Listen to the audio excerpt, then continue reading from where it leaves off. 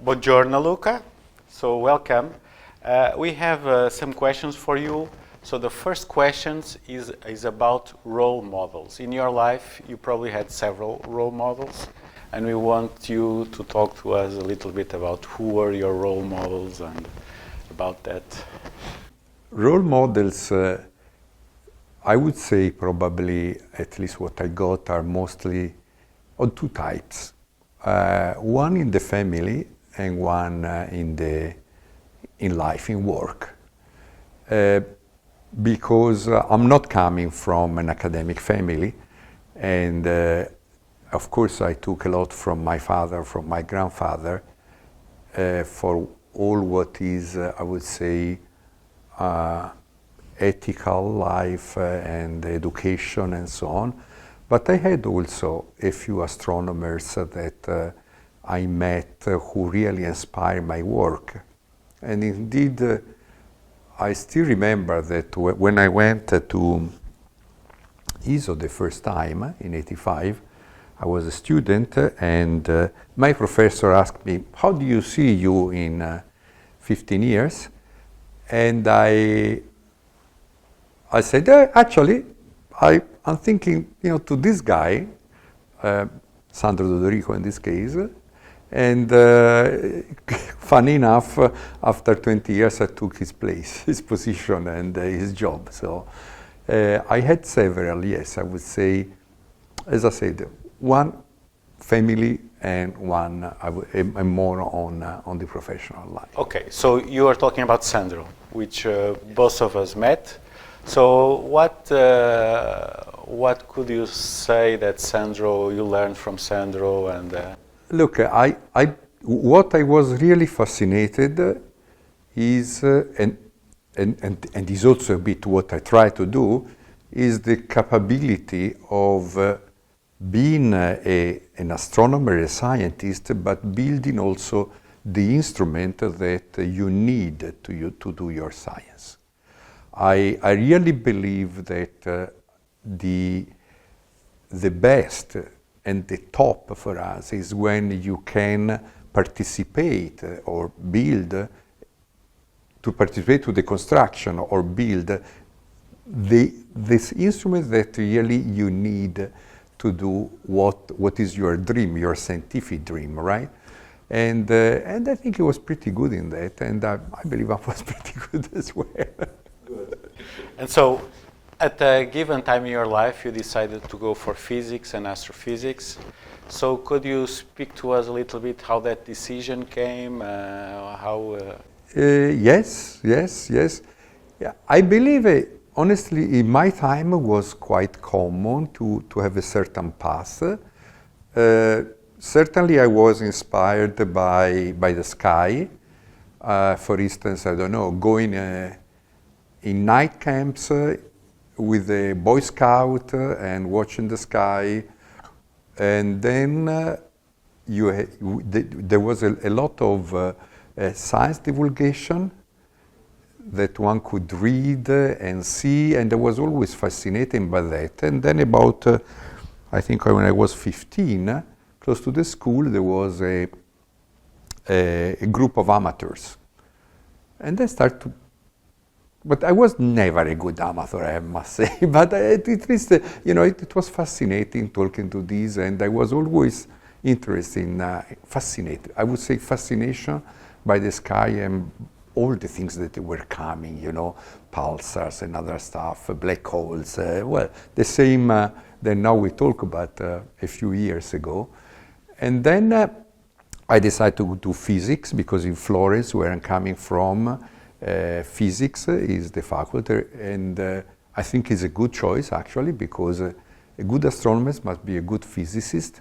And of course, in Florence, we were all inspired, if you want, by Galileo Galilei, the observatory where we were going to. The university itself was in the same location, a few hundred meters from where Galileo actually spent his last years of life. And so this was a big heritage, of course. I mean, that's everybody would like to be the new Einstein. I didn't. I soon realized that I was not that good in theoretical physics, and then I moved to something more pragmatic, perhaps, to say. What kind of difficulties did you face professionally in your professional life?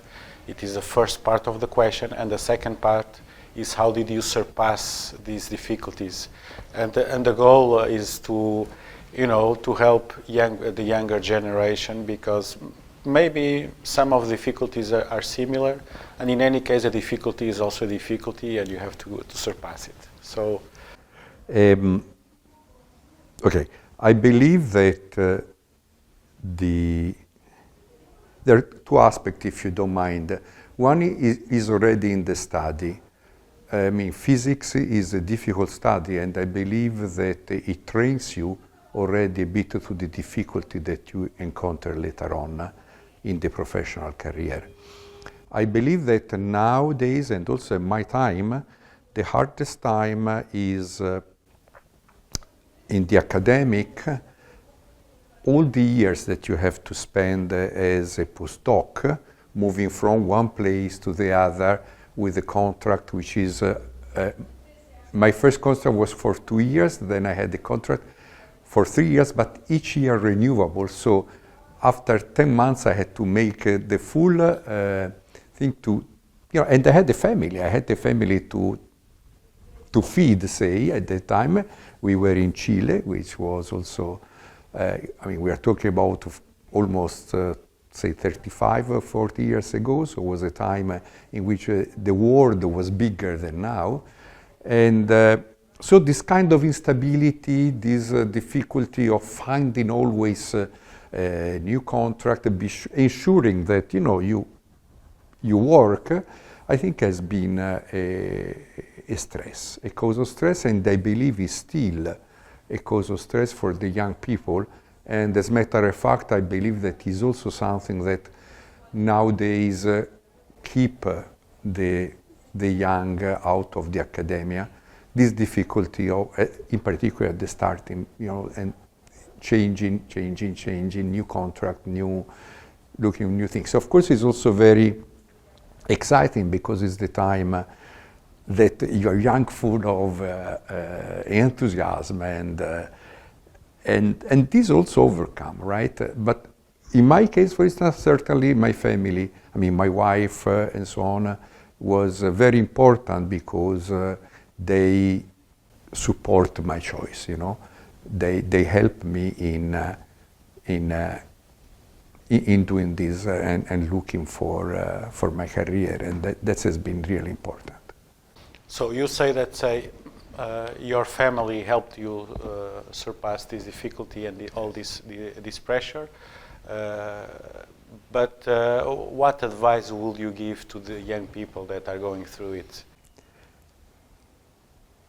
I would say you have to work hard, and be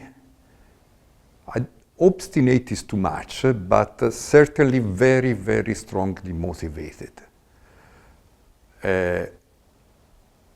If you can, do what you like, because this is the whole point. You must really like what you do, and if you like, also the difficulties are easier to pass, because that's, I believe, our inspiration. Really doing something for which we feel that that's what I want to do. Good.